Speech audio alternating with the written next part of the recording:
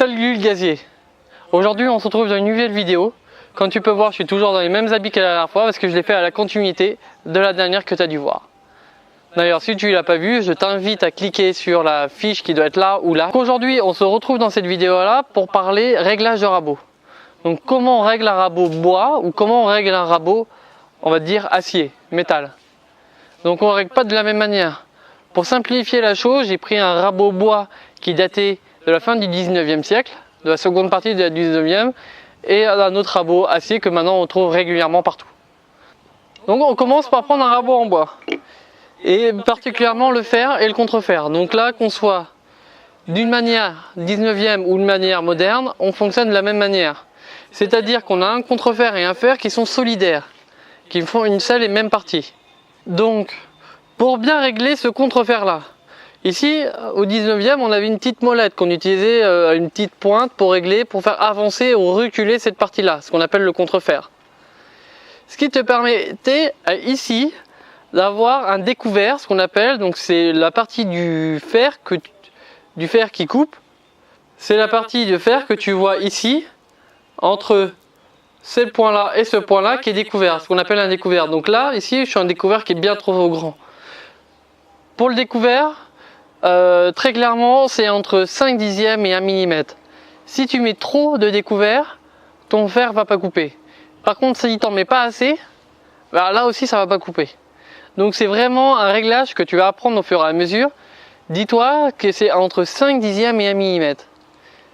Donc voilà, c'est pas 0, c'est pas 2 mm, c'est entre 0,5 dixième et 1 mm. J'insiste bien là-dessus parce que c'est très important, hein. C'est ça qui va te donner un fer, un rabot qui coupe ou qui coupe pas. Donc une fois que tu as réglé ton fer à ton contrefer nickel, eh ben, on prenait le fût, on le mettait à l'intérieur avec le doigt ici ou un plan de travail. On le mettait sur la table, on appliquait bien avec le pouce à l'intérieur. Ici, comme on peut voir, ce qu'on appelle un coin. Ici on a une zone découverte, ce qui permettait au doigt de tenir correctement. Donc voilà, là je suis dedans, avec le fer, la cale qui ne me gêne pas. Une fois que c'était fait, on bloquait, on prenait un marteau, on donnait un petit coup. Donc voilà, ici là on est en pré-réglage. Donc comme on peut voir, c'est un peu embêtant. Ici j'ai un fer qui sort relativement bien. Donc là aussi, encore une fois de plus, on ne le fait pas sortir de trop, entre 5 dixièmes et 1 mm. Parce que si on le fait sortir de trop, c'est pareil pour le fer et le contrefer, ça fait rien. Par contre, si tu n'en mets pas assez, bah là aussi tu fais rien, tu fais de la poussière. Donc là, je suis pas trop mal au niveau du toucher. On regarde ici, dans ce sens-là, où on voit le rabot, le fer qui est là, donc on le voit sortir. Donc on regarde le parallélisme, là il a l'air d'être bon. Donc là on est bon, on rebloque le tout, hop là. Donc je recontrôle bien.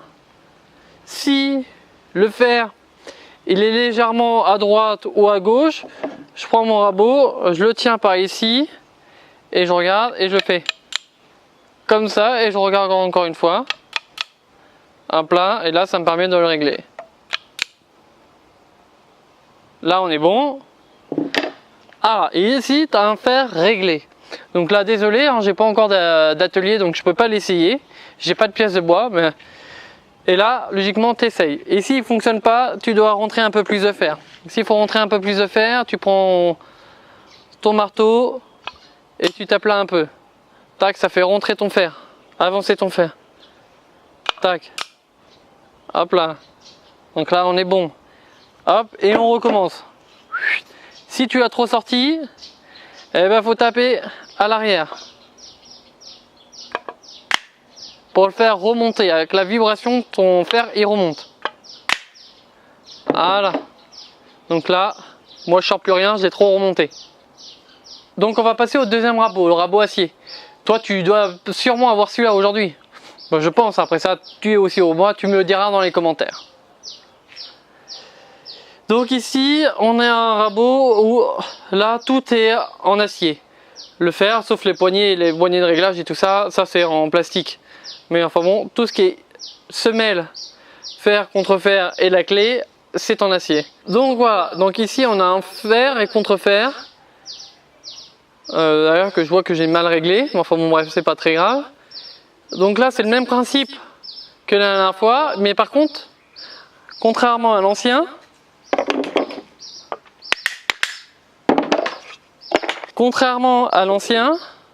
si on prend les deux, ici on fonctionnait avec cette vis là pour faire avancer et reculer. Là c'est simplement, tu prends un tournevis, hop. Ce qui est l'avantage avec ce type de rabot là, c'est que ça t'utilise comme tournevis. Donc tu le mets ici, là dedans, hop, et là tu tournes, tu le sors. Ici, comme tu peux voir, on a un petit crochet qui te permet de te clencher là-dedans. Ici, dans ce petit trou là. Hop. Tac. Et ton fer, il tient tout seul. Plus besoin de le mettre sur une table. Plus besoin de faire quoi que ce soit, il se tient tout seul. Ici, après ça, on a une clé en acier, en alu, à mon avis. Hop, on le glisse. On fait attention qu'il applique correctement. Hop, tant qu'à faire, on essaye de regarder que le fer il soit bien parallèle à la lumière. La lumière, pour souvenir, c'est l'espacement qu'on a là. Hop, et on serre.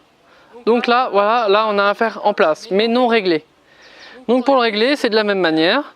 Ici, on a une vis de réglage qui te permet de soit avancer le fer, soit de le reculer. Donc voilà, c'est à toi de faire ces réglages-là, de faire tes propres tests. Une fois que ça c'est fait, ici on a pareil une molette qui te permet de soit le passer à gauche, soit de le passer à droite, de le régler à droite ou à gauche. Donc à régler soit comme ça pour que ton fer soit bien parallèle, encore une fois, à la lumière ici. Donc si aujourd'hui tu n'as pas de moyens, que tu te dis que un rabot acier coûte cher, bah effectivement ça peut coûter très cher. Ou un rabot en bois aussi peut coûter très cher. Tout dépend de ce que tu veux du rabot.